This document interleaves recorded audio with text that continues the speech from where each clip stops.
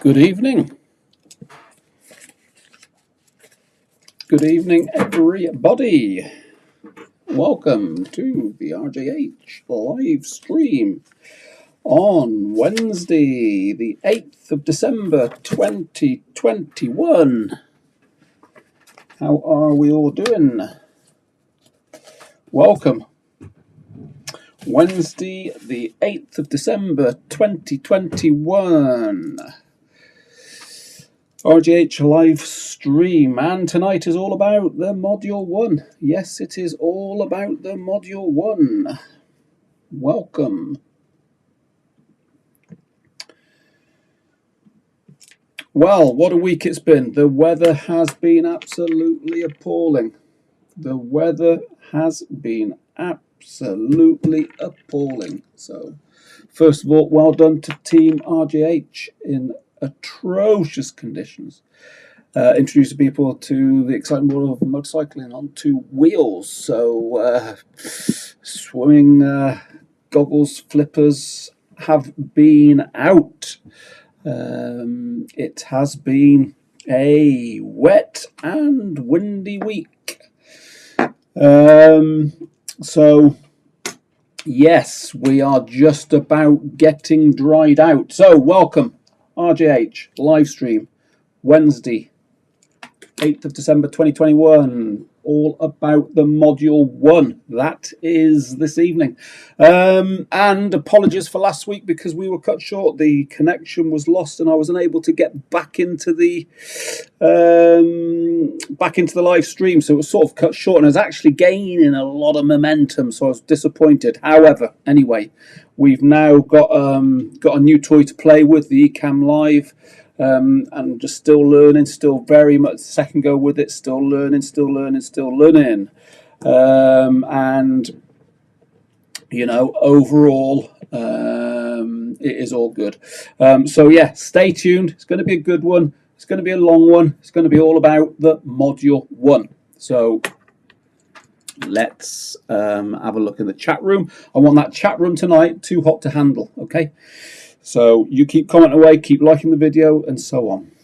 Get that. Let's get that chat room too hot to handle. So good evening, Hader. Nice to see you, Luke. Good evening, Ashley. Good luck with your CBT in 12 hours. Big Gabs. Good evening. Stay tuned. Don't just disappear. Stay tuned. JKD Stoke-on-Trent. Good evening.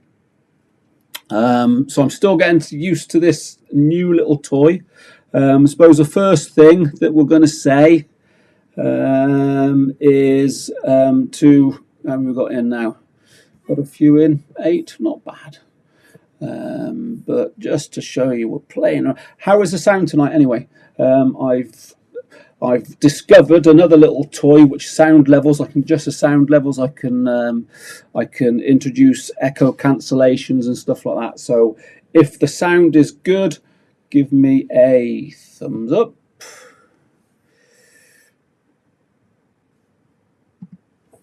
Give me a thumbs up if the sound is good.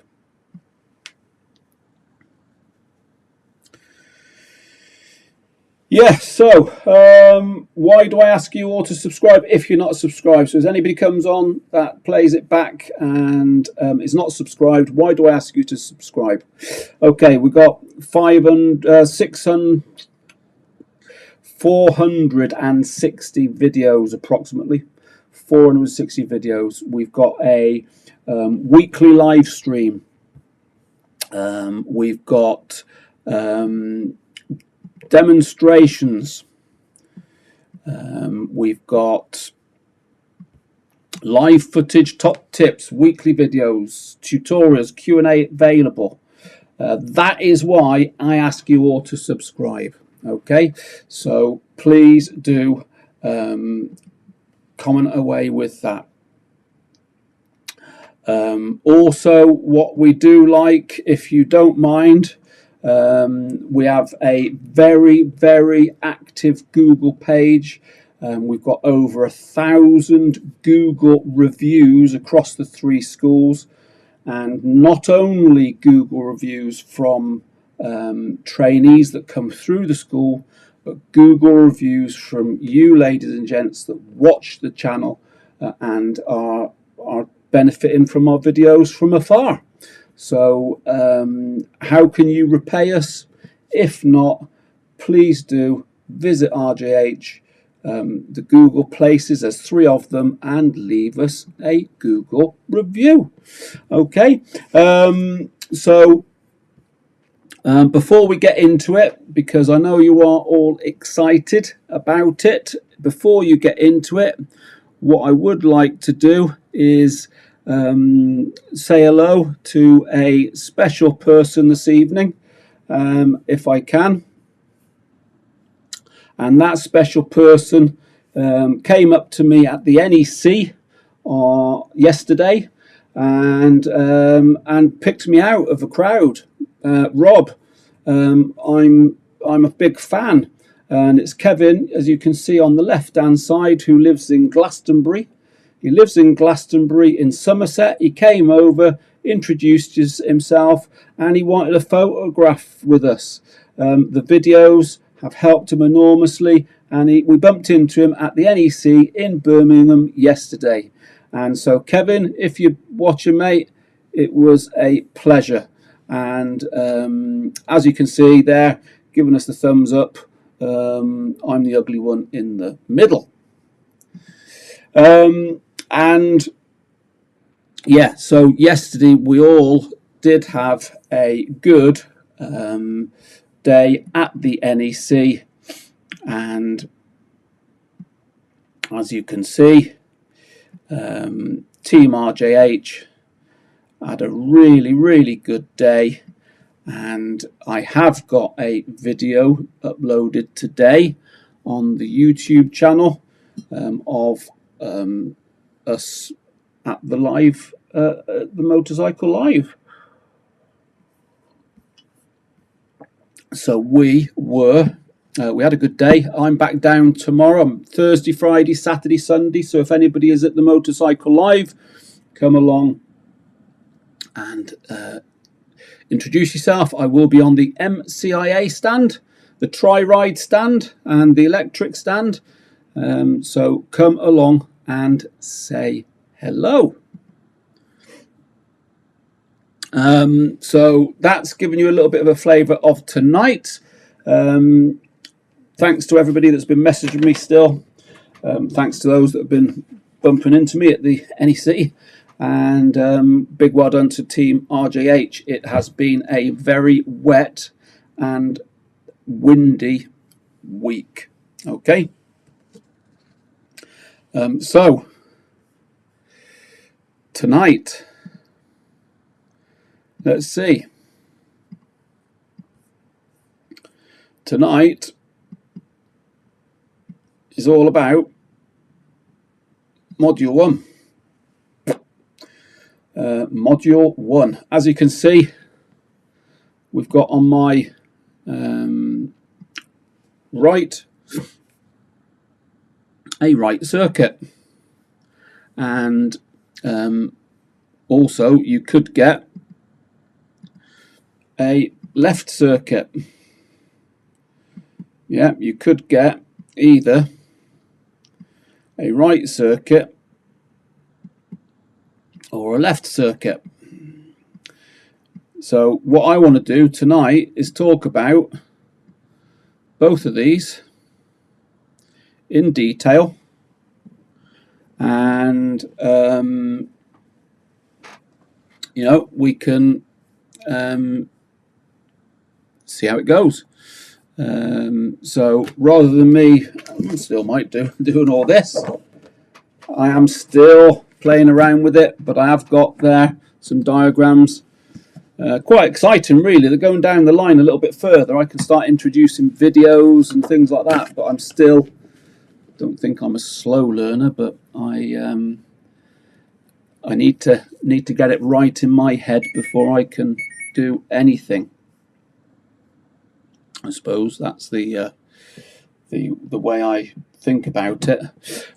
So in the description below, yeah, in the description below, we have a lot of links to videos we've done over the years, and I will sort of refer down to those if it's going to help us.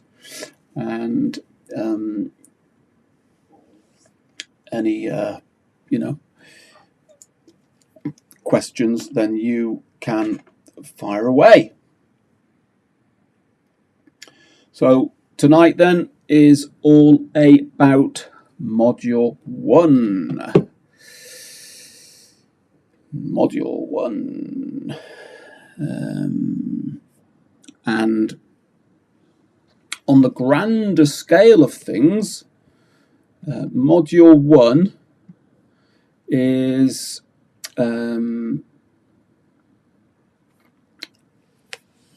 part 2, if you like, or part 3. It could be, no, it is part 3. So in order to do a module 1 test, you need to have a valid CBT and a valid theory test. So it is part 3. And it's, if you like, 75% through getting your full license.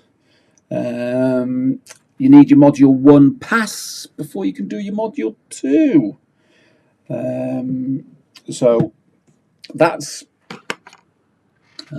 pretty much where you need to be with it and what it is on the grander scale of things.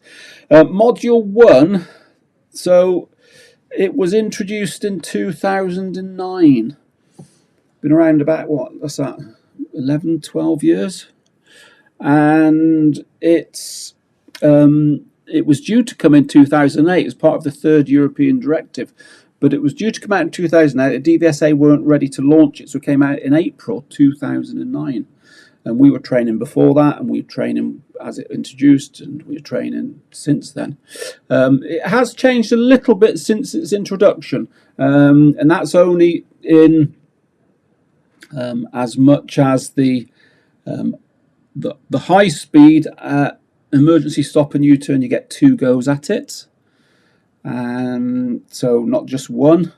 And there's a 5% tolerance on the speed. And also the order, because prior, when it was first launched, you had 1 go at the high speeds, and the avoidance was before the emergency stop.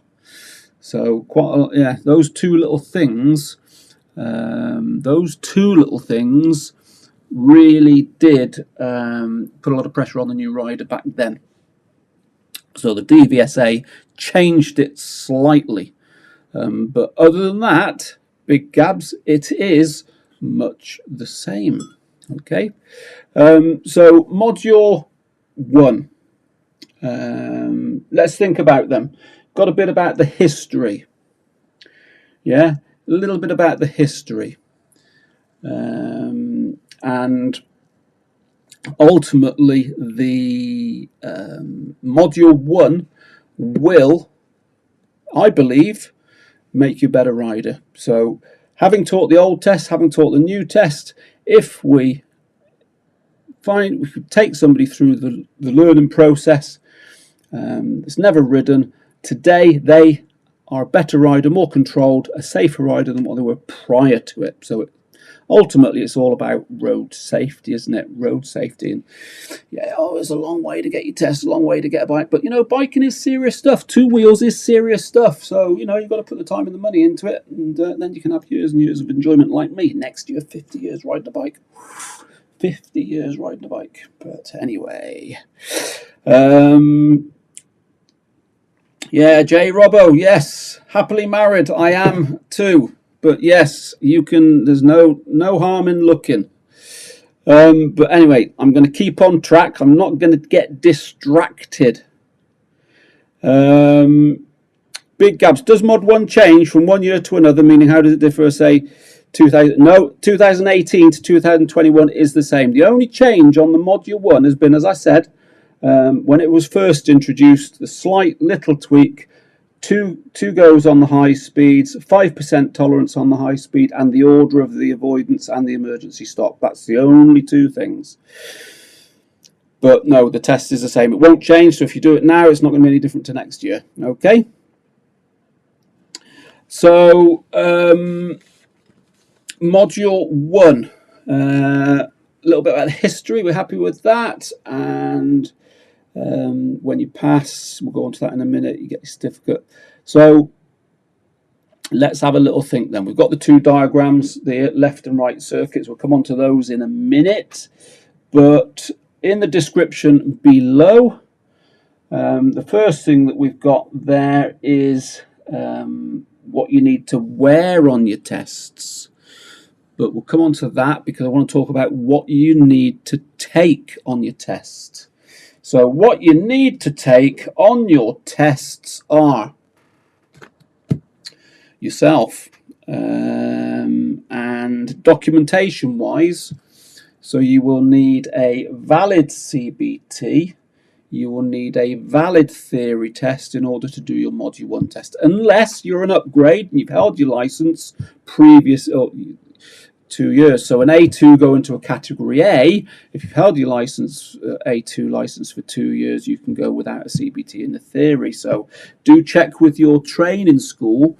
But if you're coming straight through the process, CBT, theory, module 1, module 2, you're going to need all those documents. So as instructors, we always take your documents off of you at the time of arrival to the training centre, and then we present you and the documents to the examiner. Just a bit less pressure for you.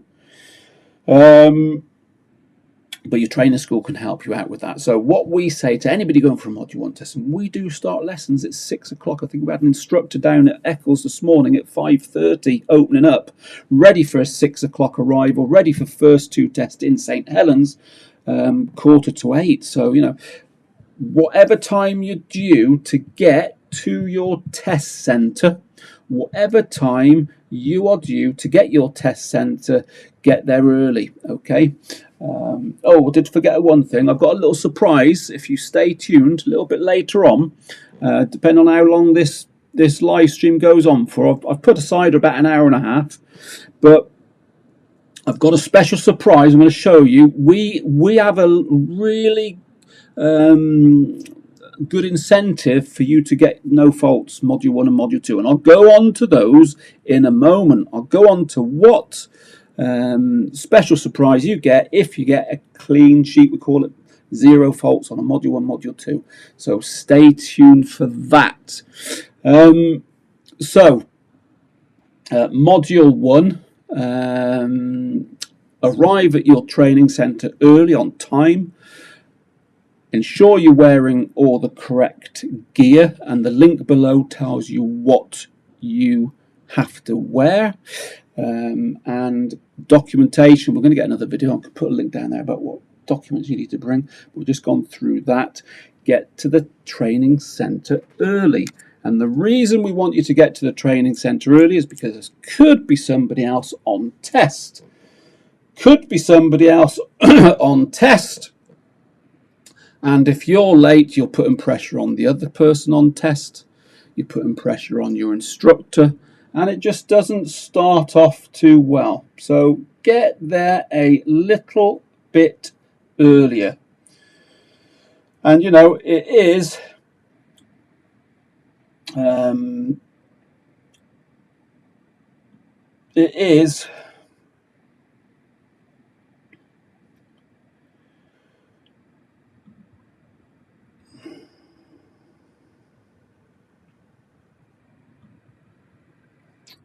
yeah, that's it. That's it is a lot less stressful for everybody if you get there on time and have all the correct documents.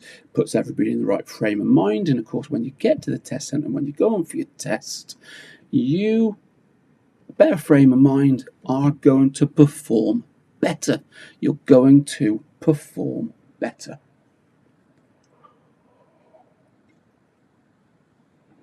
So that's got that bit done. Now, what's the next one? Yeah, I've also got a tip down in the description about the 6 top tips that you can do that will help you get your pass. Things like getting on time, things like make sure that you're you've had breakfast, make sure that you had your drink and stuff, you're not dehydrated, make sure you've had a good night's sleep. Lots of things you can do to help yourself out. Preparation is key. Preparation is key.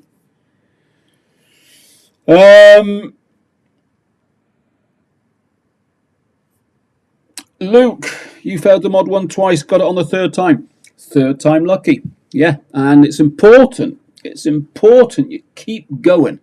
It's important that you do not give up. We've had somebody in the past, it took them 7 times to pass. And when they did go up, failed different things. It wasn't a weakness, it was just, so 7 times. And they passed on the 8th time, I think. And then the module 2, they passed first time. So you keep going, keep going, keep going. Listen to your instructors, they will help you out. Okay, listen to your instructors, they will help you out. So you've arrived at the training centre. You've arrived nice and early. Your instructor takes your documents, we do, gets you ready, away you go.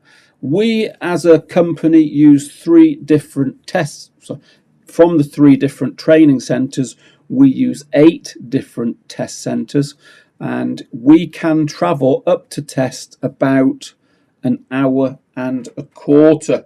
So we can travel an hour and a quarter, extreme an hour and a half to test. So good saddle time, but our job is to get you to the test centre on time, present you to the test on time, so you take ownership, get to us on time. Preparation.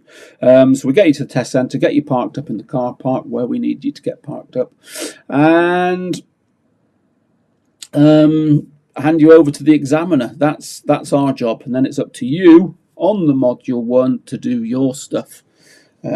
So I think you know, all the hard work that you've done, all the preparation, and you get on there and do it. And the thing is, I suppose, enjoy it. That's a key thing, is to enjoy it. Below I've got top tips about module 1 explained. You can have a look after the live stream. Got the 6 top tips to pass your tests first time. Charlie, that's one of Charlie's videos. I've also got a module 1 demonstration of myself on the Pan-European. That's down there below. We've got a mock module 1 test, Blackburn Test Centre. That's down below. I've got a more recent video down below of Laith, who completed all the module 1 exercises down at Barton where we train. So it's all the things. Yeah, so Big Gabs, being mentally ready is really important. Love to motorcycling will give you all the necessary confidence. Yes. And there's the top tips explained, and the 6 top tips to pass your test. All of these things about being in the right frame of mind, being confident but not overconfident. Okay. Luke, same thing. Speed kept getting it. Yeah, I mean that can be confidence, I suppose, but it's just practice. Even the weather conditions can sometimes make people, higher speed manoeuvres a little bit more challenging. But you will pass it when you're ready to pass it. But don't go if you're uncomfortable with any exercise. If you're, put a bit more time in before you go. That's, put a bit more time in before you go.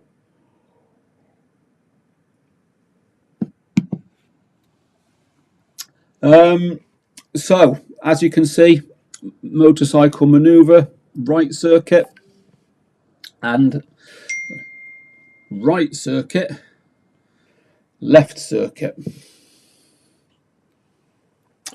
The right circuit and the left circuit, ultimately it's the same, but the avoidance and the top corner to the avoidance is going to be, if you're doing a right avoidance, you'll have a right circuit. If you're doing a left avoidance, you'll have a left circuit, as you can see on the diagrams, and that would be number 11 on the diagram. That's the green line, okay? And as you can see on the green line, you're doing a right or a left. And when you get to the test centre, on a typical multi-purpose test centre, both of these will be laid out, and the examiner will choose which he wants you to do. Okay, so that's a difference there. And before there, he'll call you out of the figure of 8 one side or the other, and he's already then decided which circuit you'll be doing. Sometimes you can give yourself a heads up.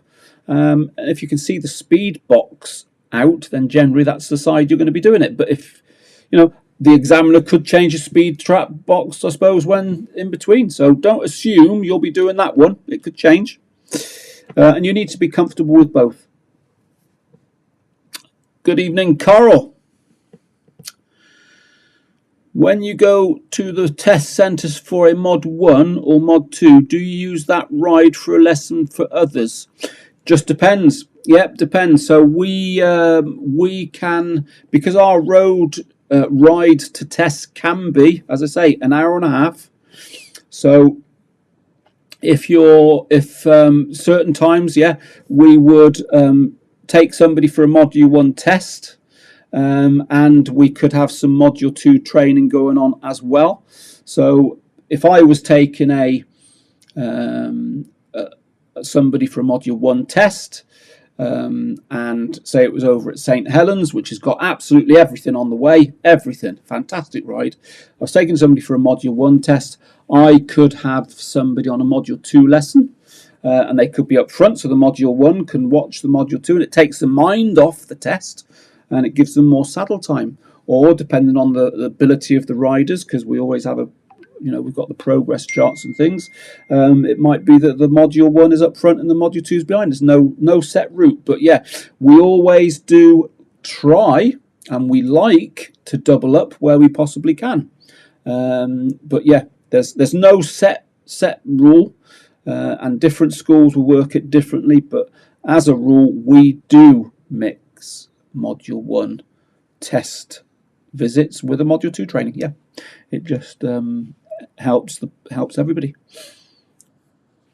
So then, the first exercise, I think that's pretty much where we're up to then, is it? We've talked about the test itself. We've talked about getting there on time, the history of the test. We've talked about getting to the training centre on time, the test centre on time. We've talked about what you need to wear. We've talked about what you need to bring, documents. We've talked about that. Yeah. Right, before we go on to that then, the Module 1 test. So how long does the Module 1 test last for? How long does the Module 1 test last for?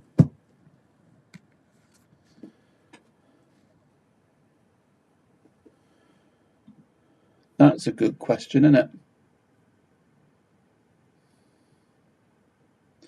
How long does the Module 1 test last for? That's for anybody that is listening.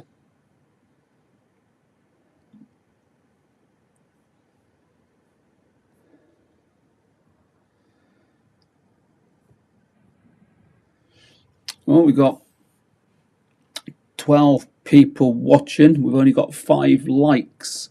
So any of you that are watching, please do click that like button. All right.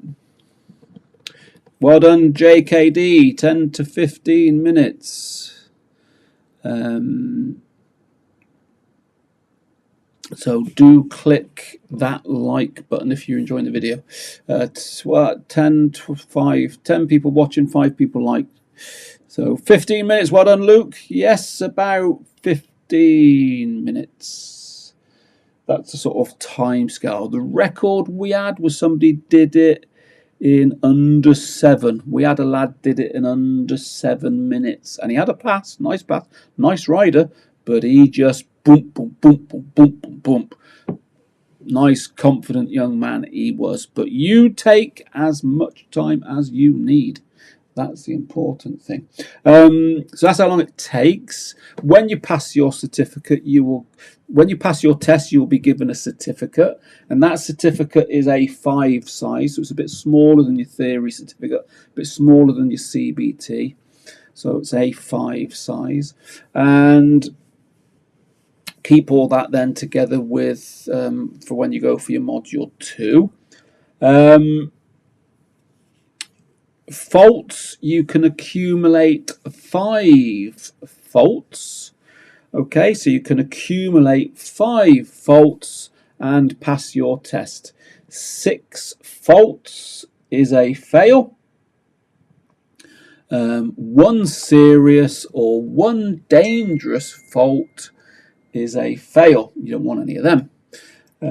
It's not uncommon for us to present somebody for their test and they come back with a 0 faults.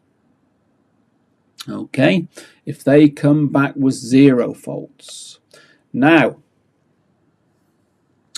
if you come back with 0 faults, fantastic. When you do your module 2 test, if you come back with 0 faults, I have a little surprise I will explain to you at the end. So do remind me if I forget. Okay, we have a little incentive for those that come back for a module 1 with a clean sheet, 0 faults, and a module 2 clean sheet, 0 faults.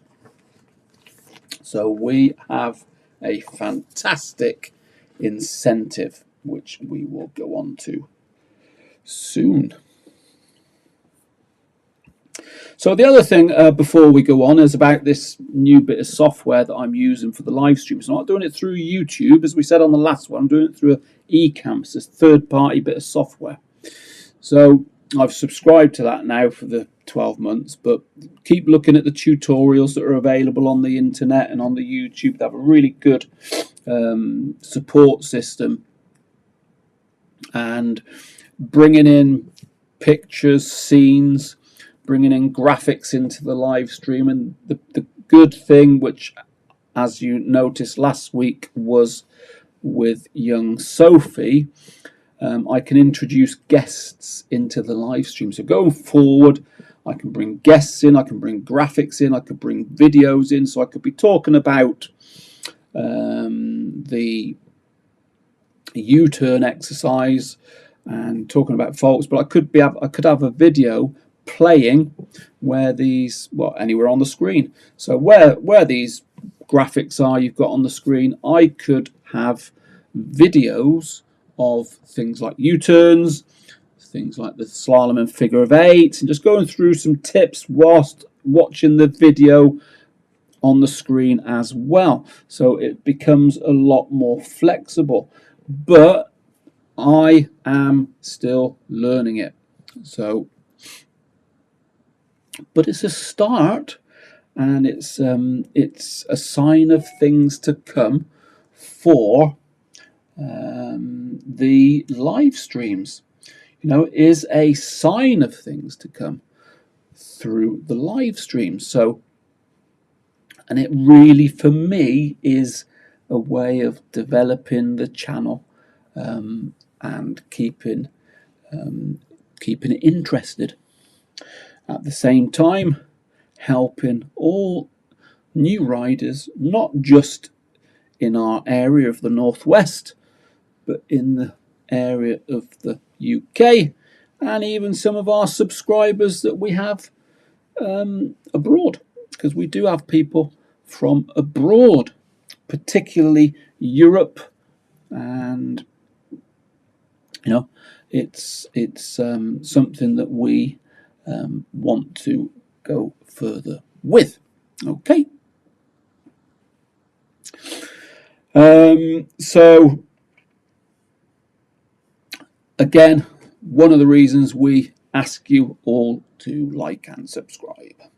So let's stay to the subject, which is Module 1. And we've talked there about the faults, we've talked there about how many faults, we've talked about your certificate you get at the end. So I think that's pretty much where we're up to there.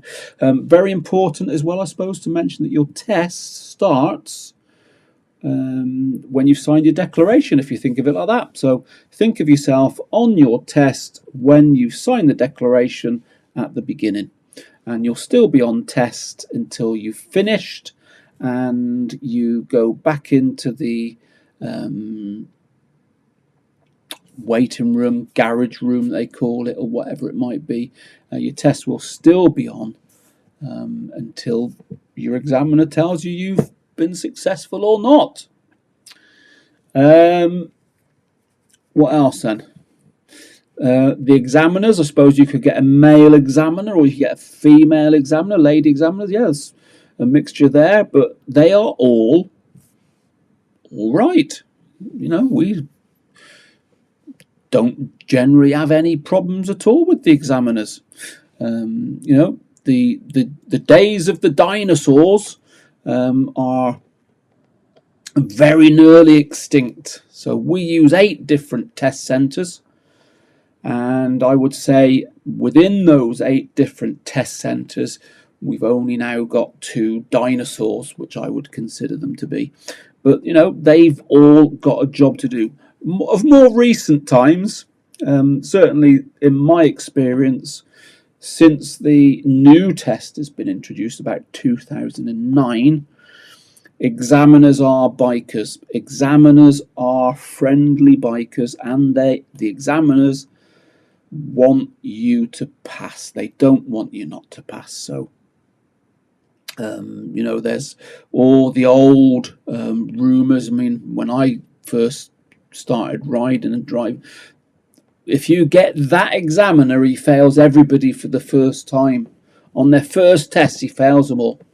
And I can remember in 1982, I passed my car test, and I got that examiner, and I failed my first car test. So yeah, but those days have gone. If you show the examiners that you're safe, in control, then you will pass. Okay. Yes, shoulder checks are very important, certainly. Yep, and we're going to go through that through this video. Yeah, through this video, we are going to do that. Good evening, Sophie. Yeah, Sophie has joined us. And if you've not subscribed to Sophie's channel, do so. Chicken Lines is Sophie's channel. And Sophie, we've got a live stream scheduled on Monday at 7 o'clock for all you girls. Sophie's going to talk through her experiences of what bike gear to buy and a few products that she can demonstrate and so forth. And Sophie will be invited into the live stream. So Sophie is going to be invited into this live stream, or the live stream on Monday. So exciting stuff. Okay. Thanks for joining us, Sophie. And I will see Sophie tomorrow at the NEC in Birmingham. Spending a few days down in Birmingham at the NEC. And as I said before, if anybody wants to come and say hello, if anybody's at the NEC on Thursday, Friday, Saturday or Sunday, Sophie is there doing various different activities. And I'm there also on the MCIA stand. Come and say hello. What I will do is I'm going to take a few of these. So here's a little incentive for anybody. I'm going to take a few of these RJH pin badges. Okay. Did you get yours, Liam? I'm going to take a few of these RJH pin badges. And if you come and say hello to me, on the RJH stand. If you come and say hello to me on the MCIA stand and ask for me and introduce myself and let me know that you follow me on the YouTube channel, I'll have a few of these in my pocket, and I'll have a few, and you can come and get one free of charge. How's that? That's a good little incentive, isn't it? So, are we guys planning to come to London in February next year? We may well do. We will. How we work at Big Gabs is that we are involved with the Motorcycle Experience. Is a company that's, if they are at the show in London, then it may well be that we could come down, because I am going to put our names forward, because we've done very well in the last NEC, the last Motorcycle Live. So I'm going to put our name forward. So my answer to that is, at this moment, I don't know. But what I would say is that we will, if we can.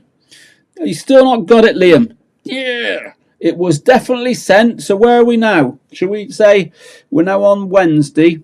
Should we wait until the weekend and then send you another one, or shall I just stick another one in the post? I could stick another one in the post, I suppose. You bought this online, didn't you, Liam? So I've got your address. We'll send you another one, mate. I think that's probably the best thing to do, if you've not got it. And if it comes late, then you've got two. Don't matter, does it? But we'll sort that out. So, Paulie Flyer. At the age of 60, I got my CBT a month ago, and I'm booked in for my Mod 1 in a month's time.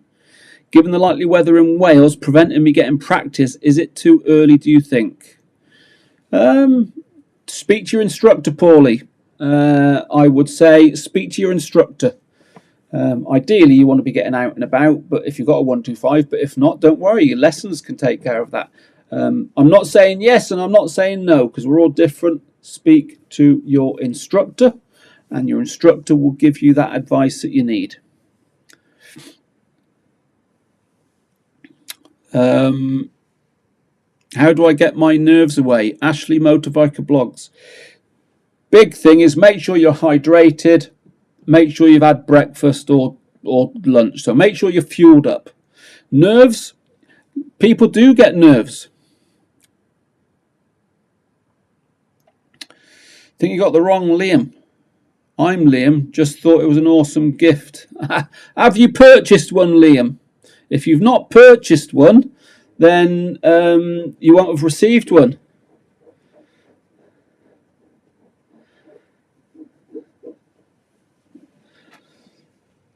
Have you purchased one? If you've not purchased one, then hey, that's why you've not received it. If not, explain more, because we're dealing with loads and loads and loads of different people. So, good evening, Mr. Dave Smith. Good of you to join us. And you did leave those lovely Google reviews, Liam. Yes.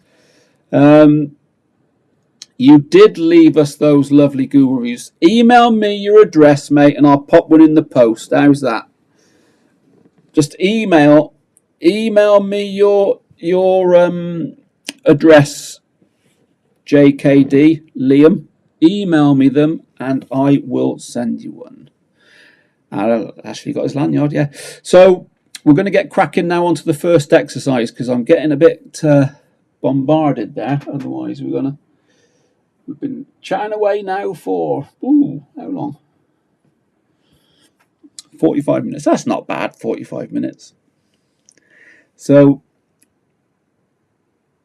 I'd love to, Ada. Yeah, I know. There's lots of places in the country that, yeah, I mean, listen. We would love to expand. The biggest problem we have is finding the right place, and then of course the manpower. Although, you know, we've got a very good team at the moment, so Wait and see. Wait and see. Hey there, nobody told me you were at the NEC, otherwise I would have made an effort to meet you all. We're there for another 4 days, Hader. Come and say hello. Oh, I've missed a few. Gonna just need the hat, gilet and hoodie now. Might wait until they go on sale.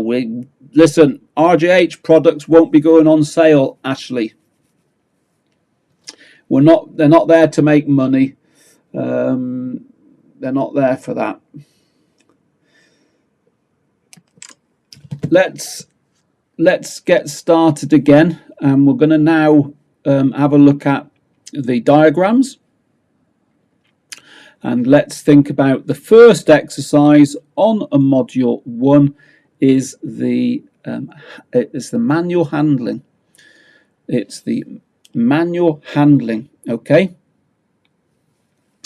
now as you can see, the manual handling is at, if you look at the diagrams, 6 o'clock, and depending on what test centre you go to, if you think of the diagram as a clock, your gate to go in, which is where it says start, your gate could be at 6 o'clock, it could be at 9 o'clock, it could be at 3 o'clock, it could be at 12 o'clock, okay, depending where you go, and your instructors can help you with that. In this case, in Atherton and in Bredbury, they will be laid out like this, where you start, you open up the gate where the start is written, and then you need to ride forward and turn around and come back to the green cones, which is the parking base. So it's depending where your gate is will determine how you enter the test facility in order to go over to the parking bay. Okay,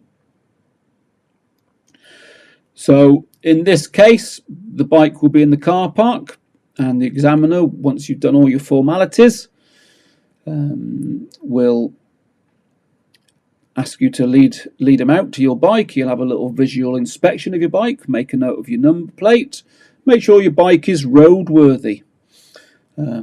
Make sure it's roadworthy. He can't check that it's taxed, as he would have done, tax disc, yeah, but your bike should be taxed and insured if your school is doing their job properly. Okay, so you'll have a look around your bike, make a number plate, you'll open up the gate, and he'll ask you to ride forward. In this case, ride forward and wait for him while he closes the gate. Very important, when you ride forward in Atherton or in Bredbury, you don't hit a cone over going in. If you hit a cone over, by the way, that's going to be a serious fault, and you're more likely going to fail.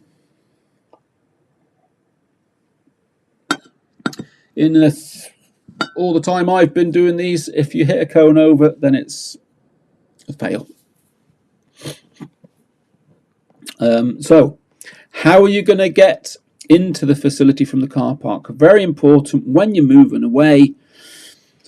First gear, control position, mirrors shoulders before you move off, even in the car park. So mirrors, shoulders, control position, even in the car park. Okay? Don't ride in thinking, well, you're not in there, I'm not on test. You are on test. Your test has started. Your test has started. Okay? Very, very important. Yeah, you've been watching our video, Ashley. So when I get a little bit more in tune with this app, what I would do there is, because I've got that video, I would say, right, yep, I know what you're talking about there, Ashley. And I bring that video into the screen, because we've got a video of John doing CPR on the blue cone that somebody hit over on the hazard avoidance.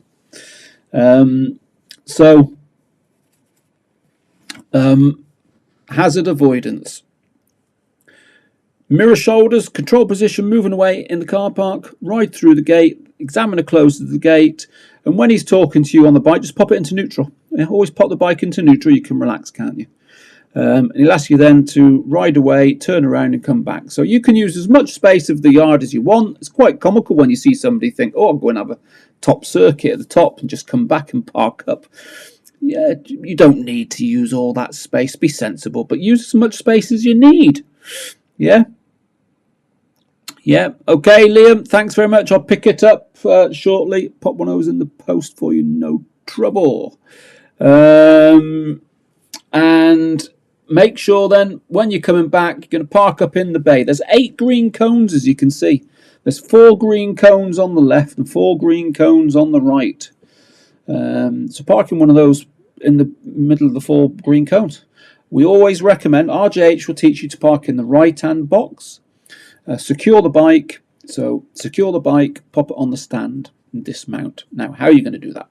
Make sure you park up in the box, not outside. Make sure you don't hit any cones over. Make sure that you come to a nice, comfortable stop, into neutral, engine off, side stand down, dismount, in that order.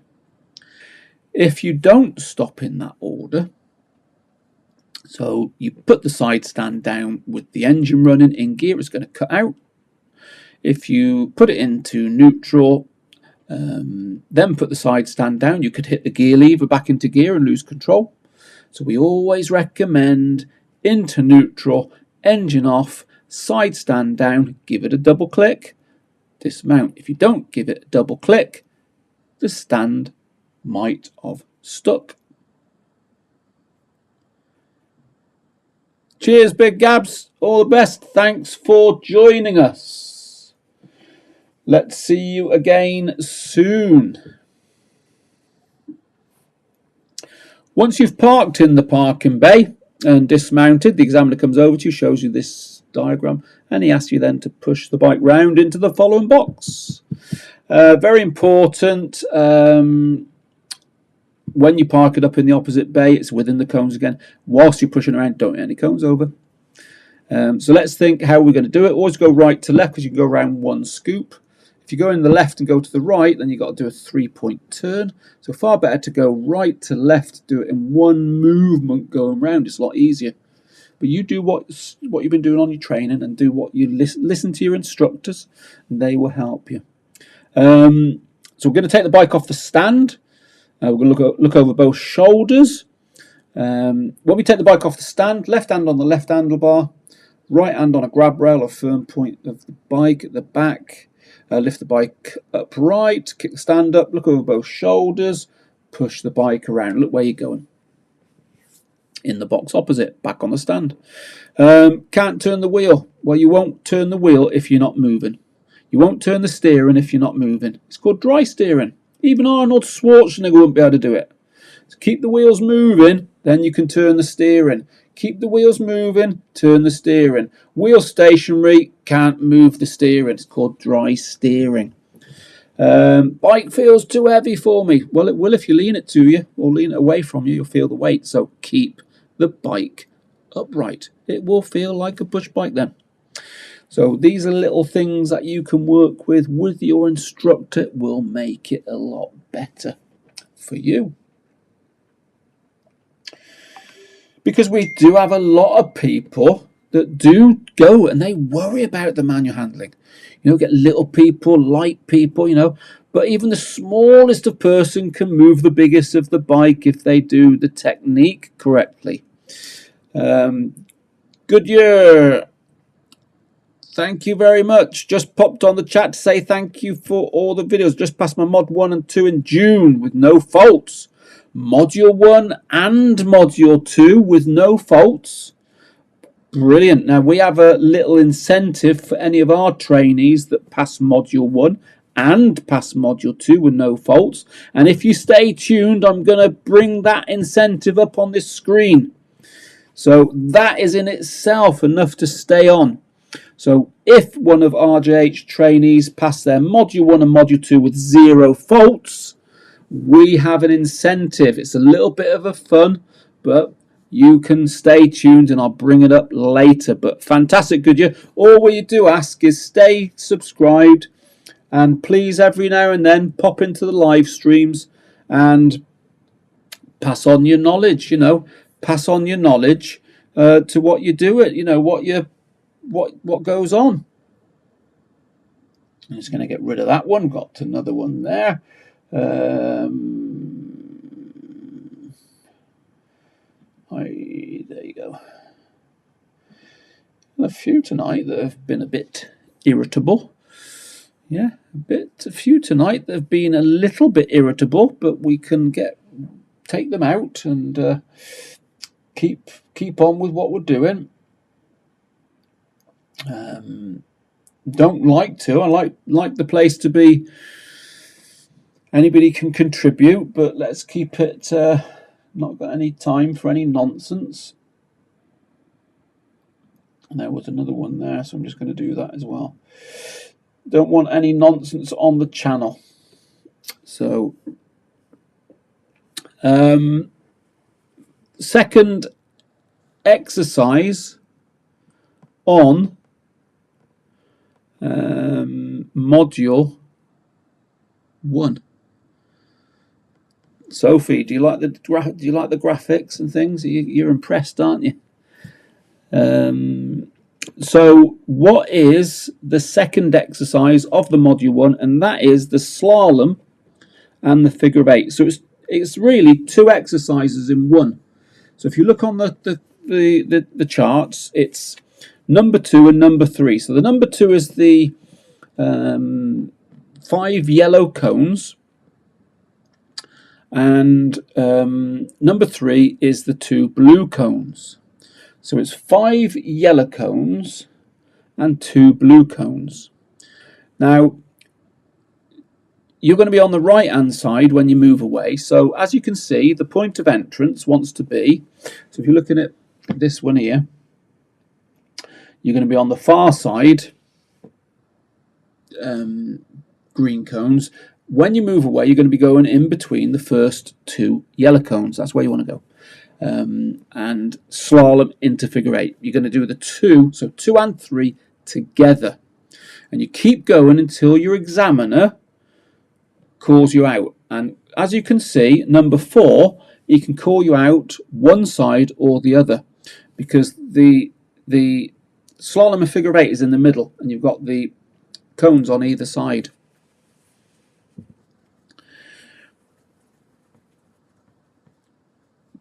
Okay, Dan, yes. So our locations were in Wigan, Lancashire, or Greater Manchester.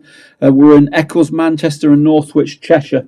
So depending where you are in the country, you're going to be coming north, south, or east or west.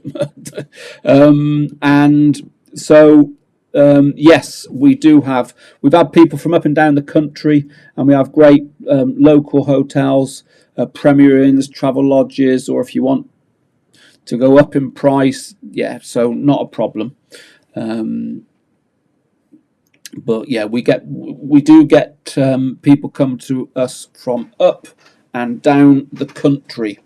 So I look forward to it, Dan. Give Charlie a ring in the morning, he can help you, mate. It's what we do. We've been doing it for 20 years, so we know what we're doing.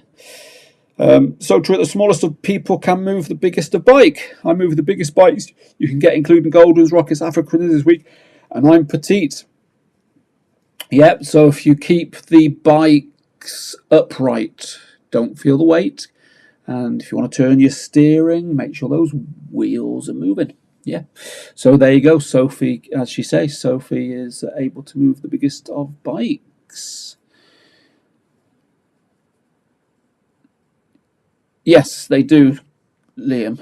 So yeah, so if you doing your figure 8 and you come around the yellow, it's not a problem. I don't teach it, but Graham does teach it. So, it's in our school, some of us instructors do teach it, some don't. I don't. So I get you to plan a little bit more. The bigger issue is if you're going wide.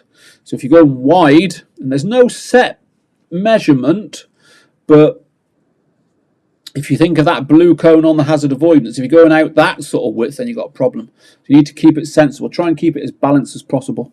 Right, so slalom into figure of 8, slow speed control. And the slow speed control is a mixture of your throttle, your clutch and your rear brake. You don't want to be fighting those controls too much, like you might do on a U-turn or where you're turning in a tighter spot, because you really need to work that tension, that front and back, front drive, back pull. But using those three controls, throttle, clutch, rear brake, I would say you want a nice rhythm, and we would recommend speed in first gear using your throttle, clutch, rear brake of about 7 miles an hour. 6, 7, 8 is fine.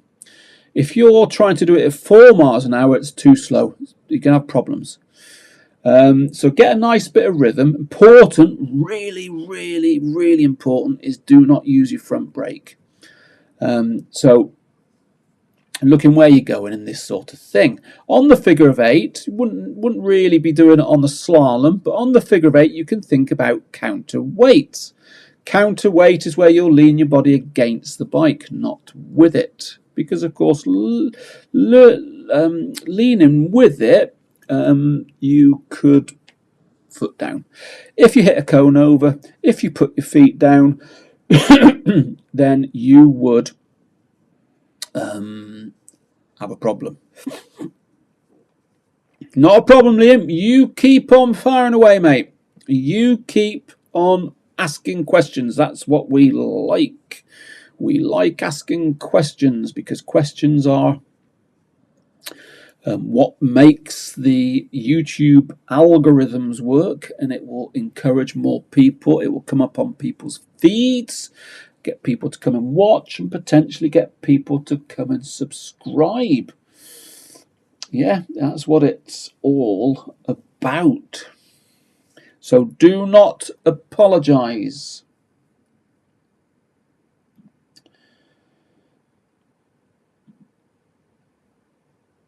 Do not apologize.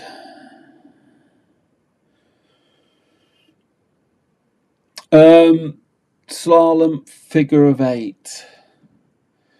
Slalom figure of 8. The examiner will allow, well, you'll do a minimum of 2 figures of 8. So you will do a minimum of 2 figures of 8. You might do 3.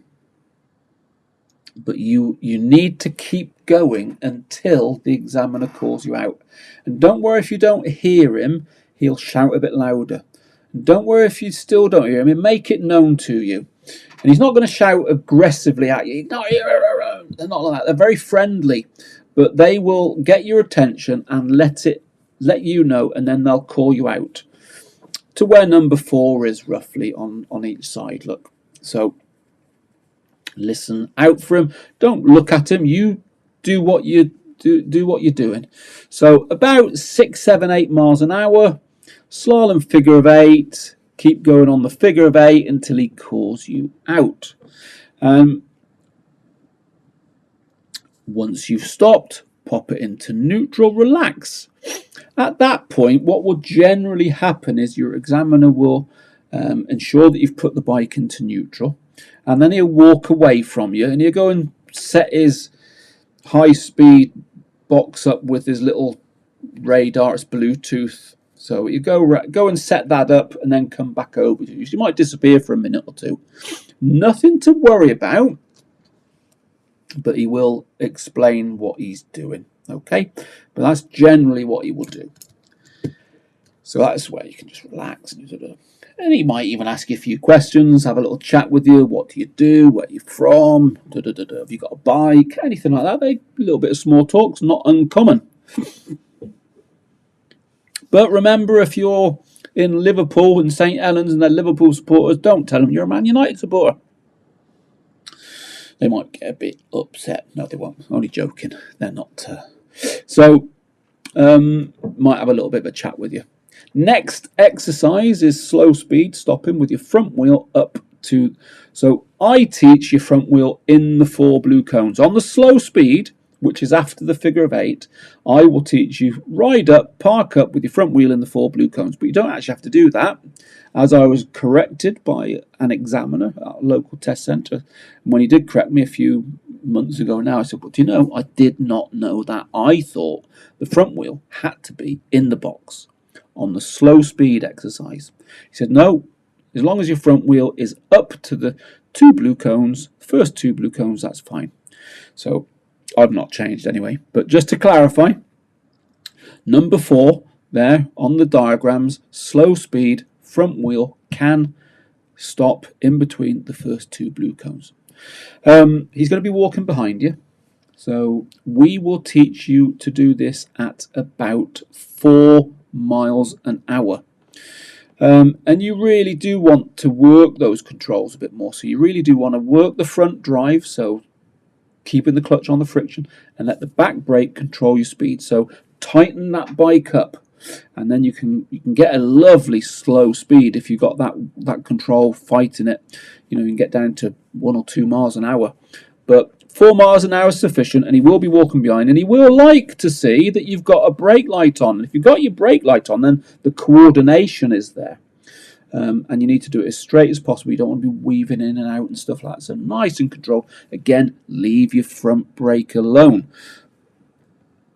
Before you set off, I would always recommend, well, wouldn't always recommend, I would insist. So when you're moving off, you're going to be checking your mirrors and shoulders again. Now, some people will struggle here in as much as that they go off a bit too fast and they have to slow it down, and the examiners can pick up on that. So I've got a video here, and it's called POM Explained. Watch that video in the description below called POM Explained, and it's set your gas, find your bike wants to go, doesn't it, but you're holding it back with the rear brake. Give it a little bit more gas, a little bit more drive at the front, keep that rear brake holding the bike moving. So the back end is dipped down, a bit like a car on a hill start, or when you try and move away with your parking brake on.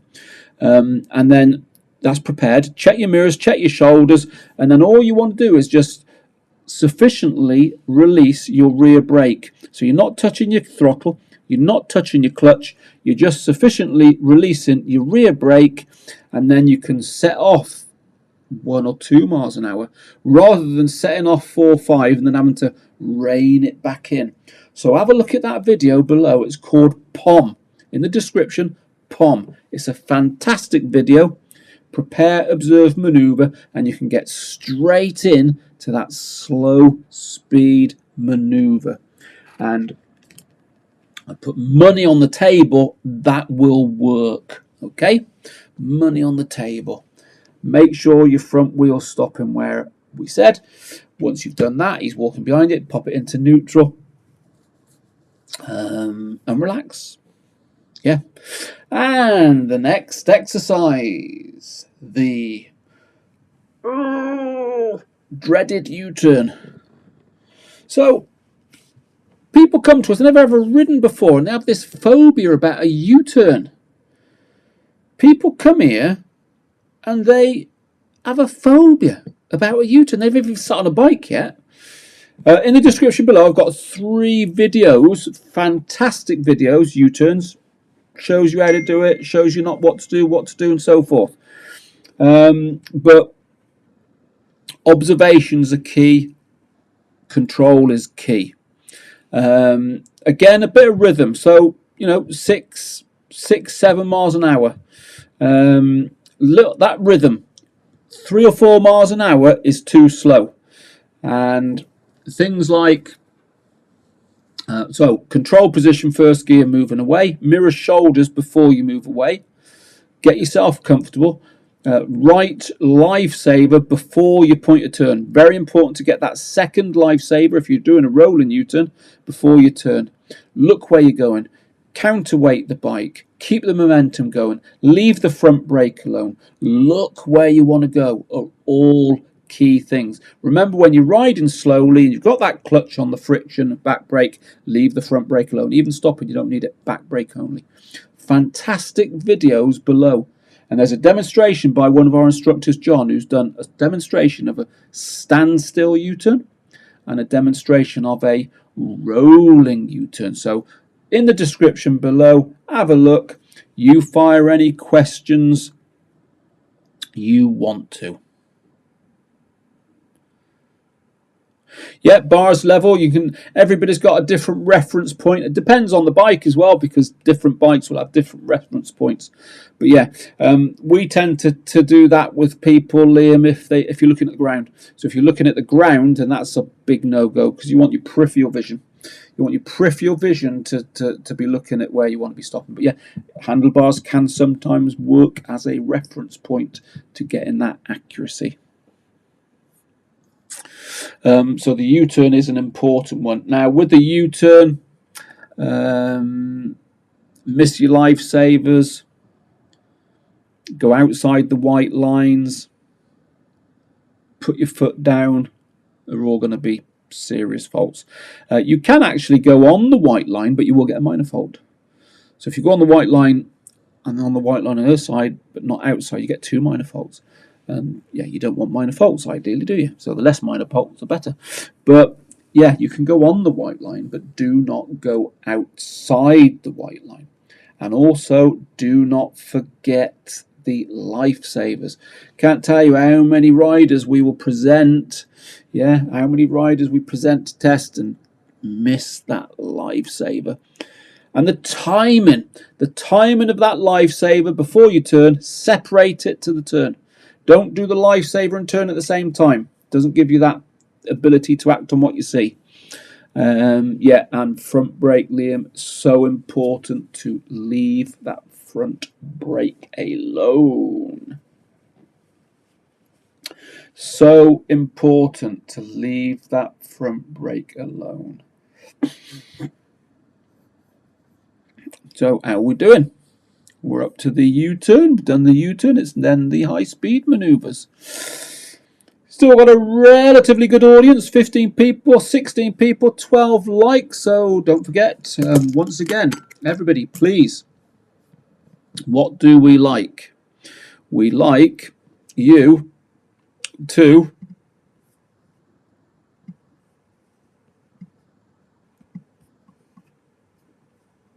subscribe to the channel.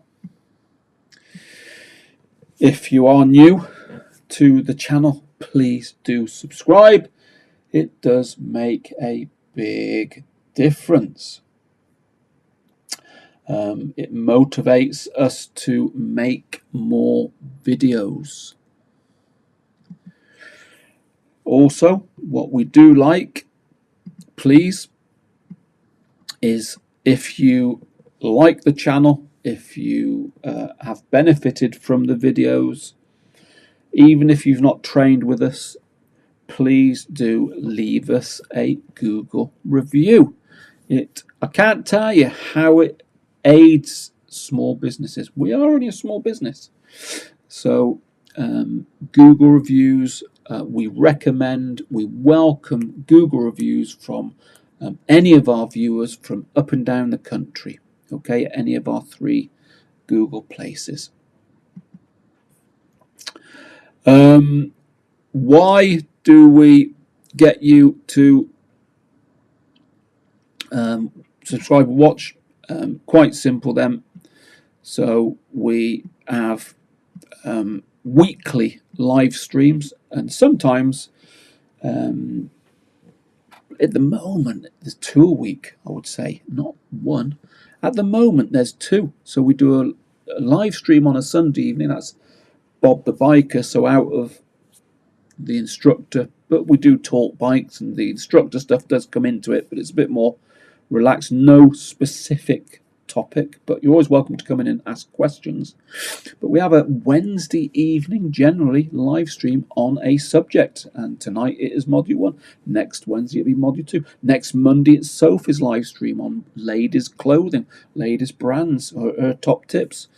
But we generally have a subject to talk about on a Wednesday night. Live footage, yeah, what have we got? We say 465 4 videos or something. Live footage of lessons of CBTs, of Module 1s, of Module 2s. Some really valuable information there that you can watch to help you, contribute to you getting some passes.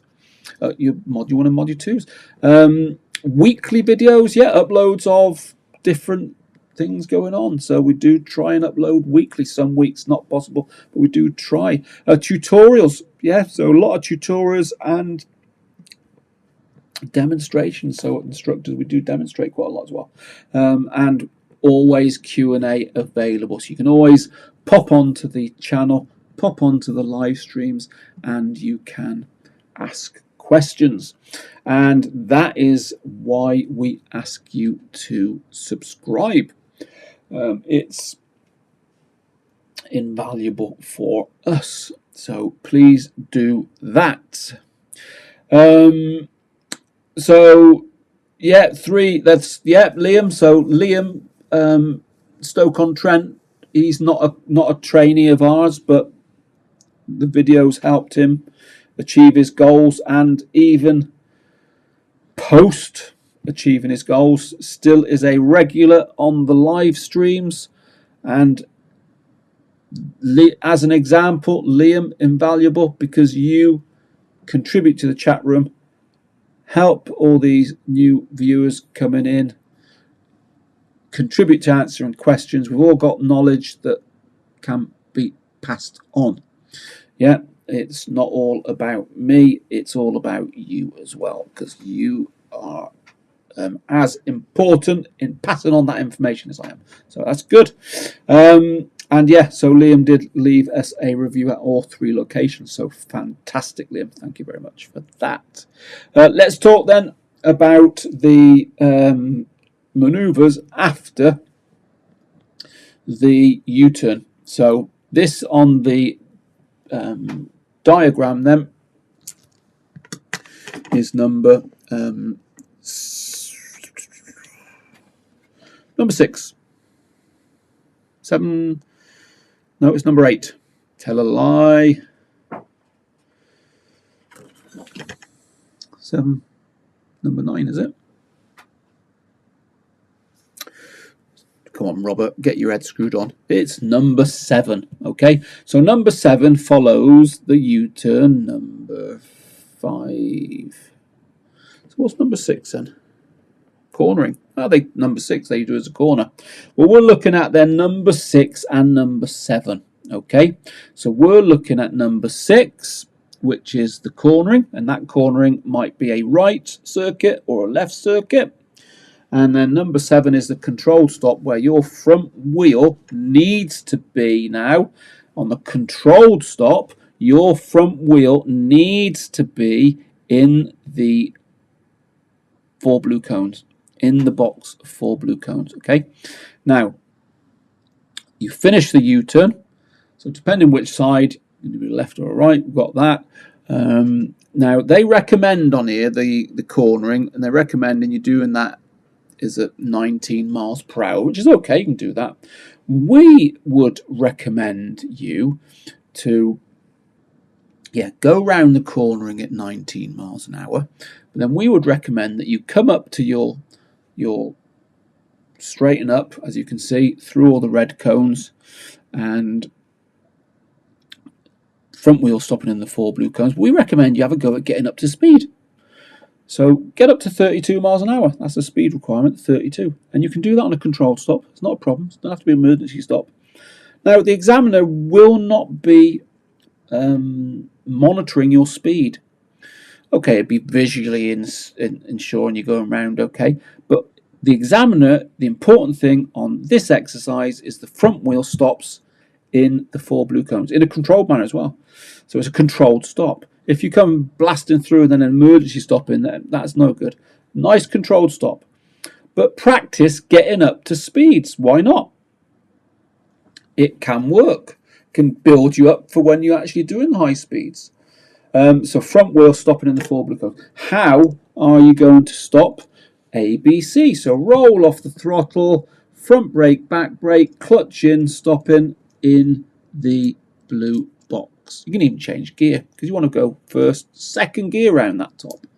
Second gear round the top. Stay in second, we would always recommend. Have a go at getting up to 32, why not, at the blue, the red and the yellow. And then stopping with your front wheel in the 4 blue cones. Rob, they may move 2 cones for the control stop, and don't forget you can ask what speed you're doing on the control stop. Fantastic, yes. So depending which test centre you use,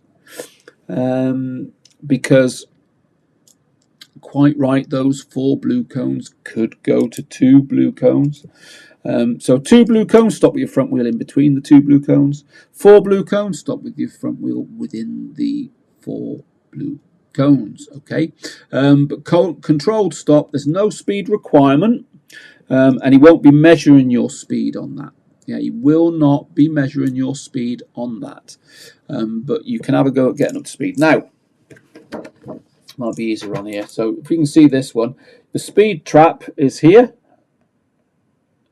So we get you to go around 20, come up to your speed, get your speed here. This is where you're measured. But get your speed set at the first red cones. And then this is where you're measured, and I'll explain why in a minute. So very, very important. Yeah, okay, good question, Luke. On your controlled stop, I would stop in gear 1. He's not going to fail you if you're not in gear 1, but stop in gear 1, because that's what you do when you're out and about on the roads. You always want to stop in the gear you're going to move off in, and you have time to do that. So on the controlled stop, make sure your front wheel is in the box, or the 2 blue cones. Yeah, come down into first gear. But the sequence ABC, roll off the gas, front brake, back brake, clutch in first gear. And that all wants to be smooth. So it's all about planning and making it smooth. He'll ask you to then turn around. It's not another U-turn. If you want to do another U-turn, it's not a problem. If you go over the white lines, it's not a problem. It's not a U-turn exercise. So he's not looking at that, but you know, don't want to be putting your feet down and stuff. Turn around, and he'll show you the diagram again. And the next exercise will be the emergency stop. Yeah, so it's the emergency stop where you need to be stopping as quickly, as safely as you can. You need to be doing a minimum of 32 miles per hour. So this is where you need to be doing a bit of planning. Let's get the chart out again.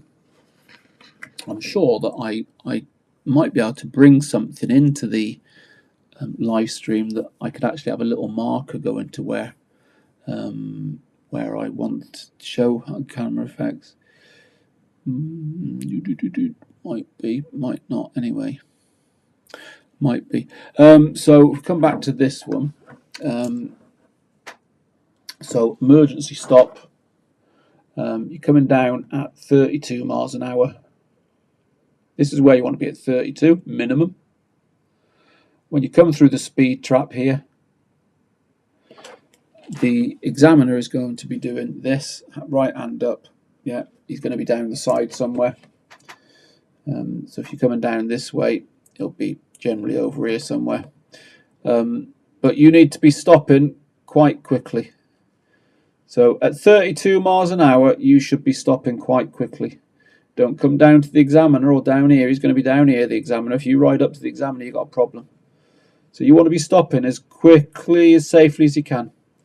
Now, second gear, 32. Go a little bit more than that, it's not a problem. If you're a bit under, so 32 is 50 kilometers per hour. If you're doing 49 or 48, that's acceptable, minor fault. If you're doing 47, that's not acceptable, minor fault. You get a second attempt. So 48, 49, minor faults, okay. 50, brilliant. 51, 52, 53. Not a problem. Kilometers per hour.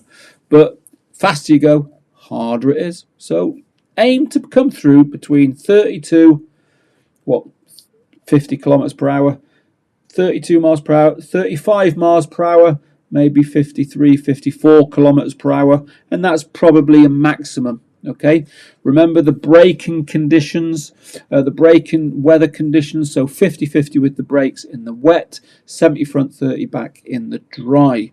Okay, yeah, if you skid, it's a problem. generally you're going to have a problem. If you take too long to stop, it's going to be a problem. So make sure you're getting your brakes in the right order at the right percentages, and try and get your speeds done where you don't have to do a second attempt. Once you've stopped, have a look around, mirror shoulders, pop it into neutral, wait for the examiner. Okay, quicker you respond to this, the quicker you will stop. Modern bikes, all of our bikes have ABS brakes, anti-lock braking system. Fantastic brakes, even in the wet. And the examiners like you to use those brakes. Don't be afraid of them. Okay, use them progressively, not aggressively. And, you know, if you're unsure on these exercises, you need to practice them. Practice, practice, practice. Even if anybody gets a new bike, go to a car park and play around, brake heavily, brake heavily. Get used to what your bike can do. You'll be amazed what those bikes will do. Liam, it was the emergency stop you gave me tips on. Massive help. Thank you. Brilliant. Good man. Dave, try to avoid skidding on emergency stop. Yep. If you're skidding, generally you can have a problem. Okay. And as I said, braking pressure, depending on the weather. And, you know, in the weather, you know, there's no leeway on the speed.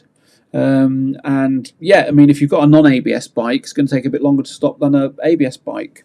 But you're generally going to lock up more. I'd say the chances of locking up are higher on an older bike without ABS, because if that clutch comes in a bit too early, then that's where your engine braking is lost and can contribute to it. Yeah, so if he does say a little bit too slow, you need to do it again. Ask him what speed. Yeah, he won't tell you what speed, but ask him what speed you're doing. You might only be 1 kilometre out. You might say 47, so you have to do a little bit more. But if you were to say, 25 kilometres per hour, you've got some work to do. If you plan it,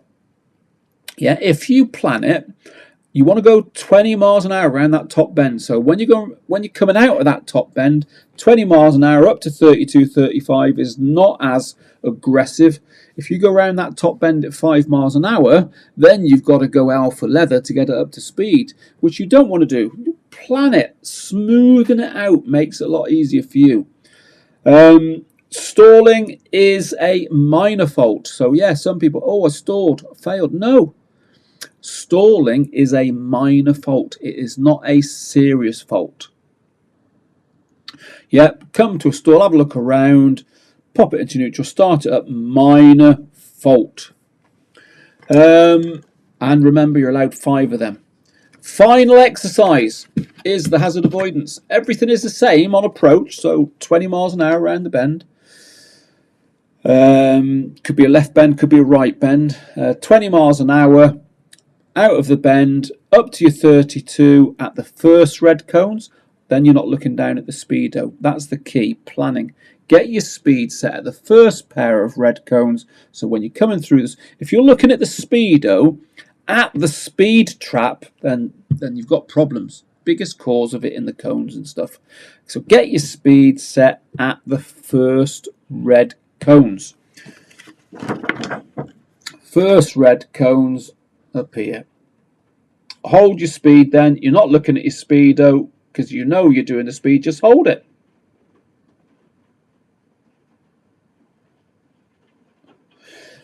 Avoid the blue cone.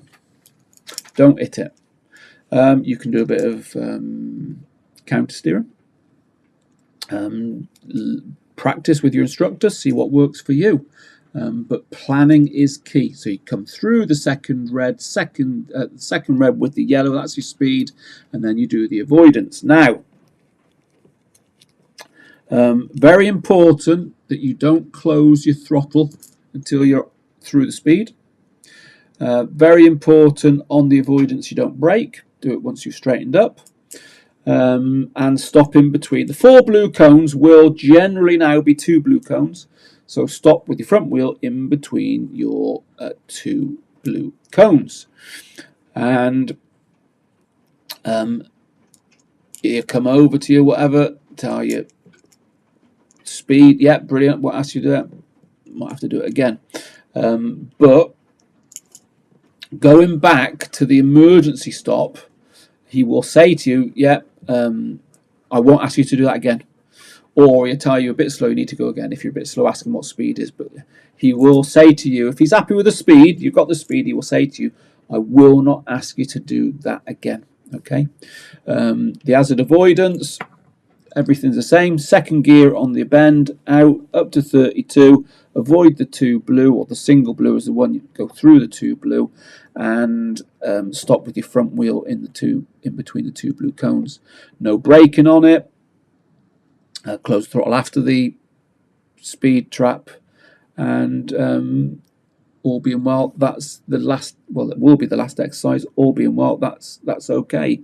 Now, with the emergency stop, generally, I think people are recorded doing that a bit faster, because you don't close the throttle until he puts his hand up, and he won't put his hand up until you come through the speed trap.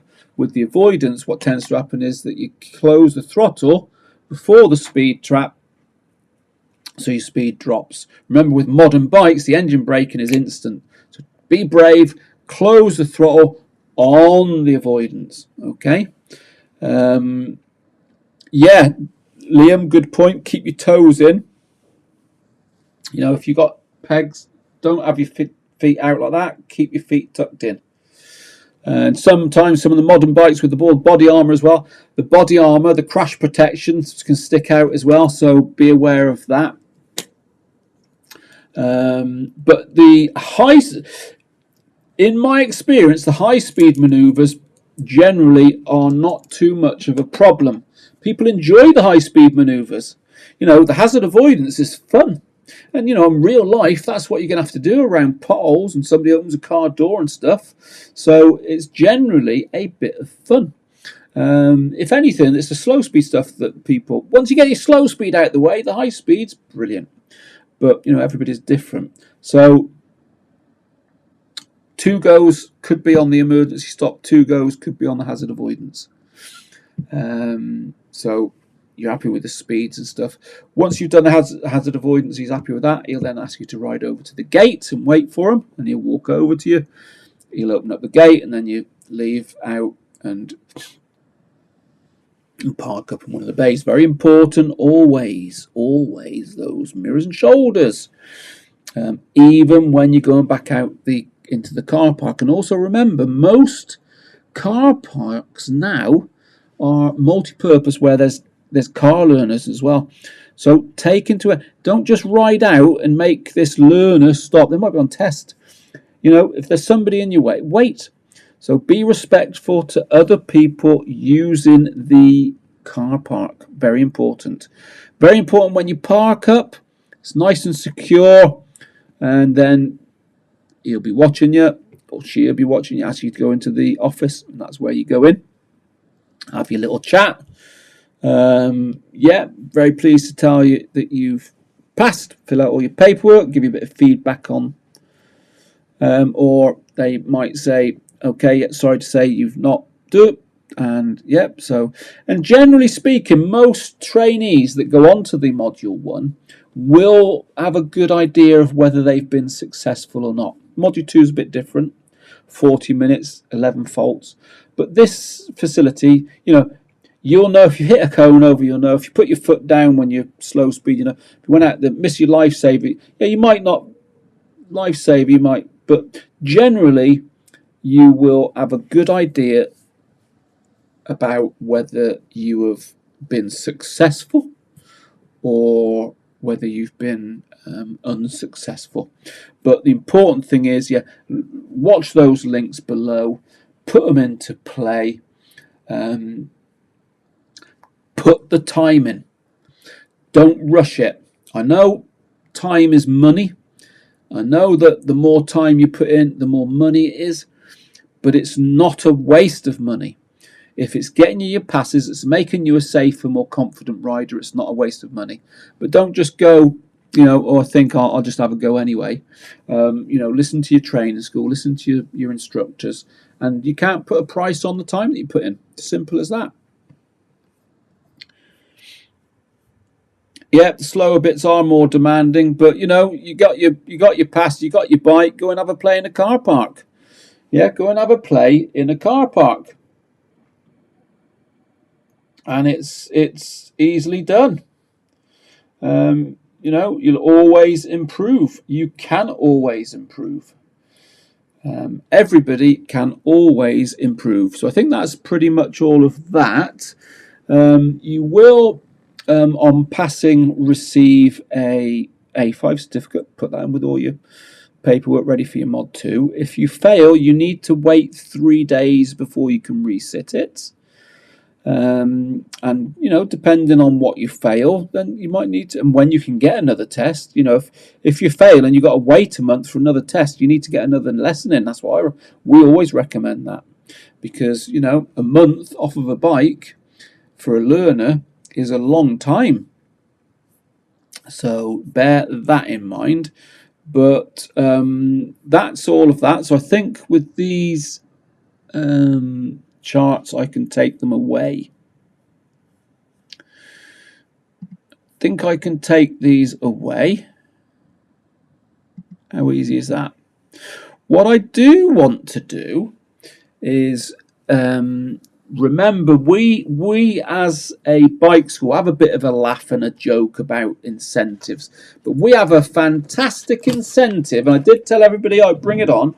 We have a fantastic incentive, and if everybody is okay with a bit of light-hearted fun, we have a fantastic bit of an incentive when people pass their test. Module 1 with a clean sheet, Module 2 with a clean sheet, and the incentive is that Graham is quite happy to model one of RJH's green Mankinis, and we have a picture for people to they can use.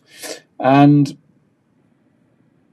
it's funny because most people, as a result, will get a minor fault. So they don't have to have the pleasure of the Mr. Cook wearing his green Mankini. So if you want to pass your Module 1 and 2 with a clean sheet at RJH, you can receive Mr. Graham Cook modelling his green Mankini. That's the incentive. So if you want that incentive, you can come along to RJH in Manchester, RJH in Eccles, RJH in Northwich. Okay, so that is the incentive. But as I say, we show people that when they pass Module 1 with a clean sheet. We show them that. We don't do it before lunch or before tea because we don't want to upset their tea. We show them that, and then they go and get a minor fault on the Mod 2, so they don't have to have that. But anyway, so that's that. And as you can tell, if you play it back and want to have a look at that, as you can tell, it was a cold day. Yeah, there was a cold wind out on that day. So, hour and 40 minutes live stream. Yeah, you did get one minor, thank the Lord. That's what all our trainees say. But that's pretty much where we are. And 1 hour, 40 minutes. It's been a good evening, a lot of interaction, a lot of about to take, I think there were 4 people. 4 people came on the live stream, which I've had to take off. So that's interesting, isn't it? But yeah, we do try and keep it sensible. And standard dress code.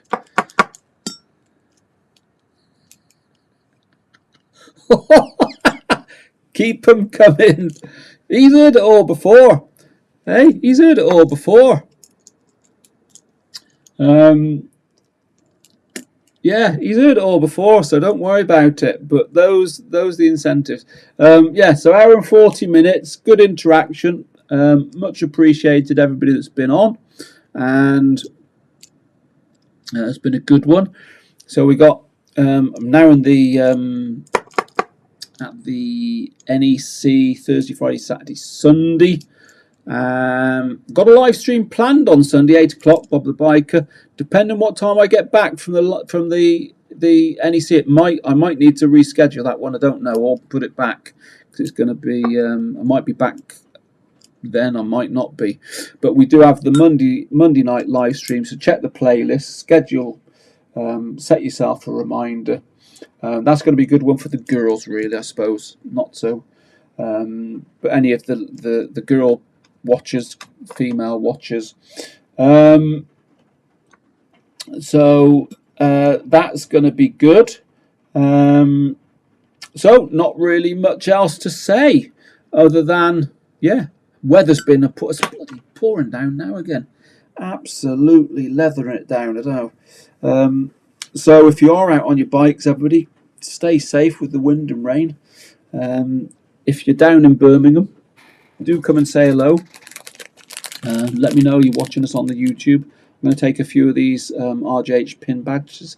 So I'll have a few of those in a box. So you can get one of those with our compliments. But other than that, I think we're pretty much there. So I'm going to say good night. And I will catch up with you all soon. Dave, there is a train station right next to it. And I don't know, I think it's about 22 quid or something to get in. I think something like that. But it's worth it. Yeah, it's worth it. So you can get a train there, yeah. So come and say hello. I'm there Thursday, Friday, Saturday, Sunday. Sophie's there Thursday, Friday, Saturday, Sunday. Come to the Tri-Ride MCIA stand, Hall 2. And we'll be there. So I'm going to love you and leave you. All the best. Thanks for joining, everyone. Bye now.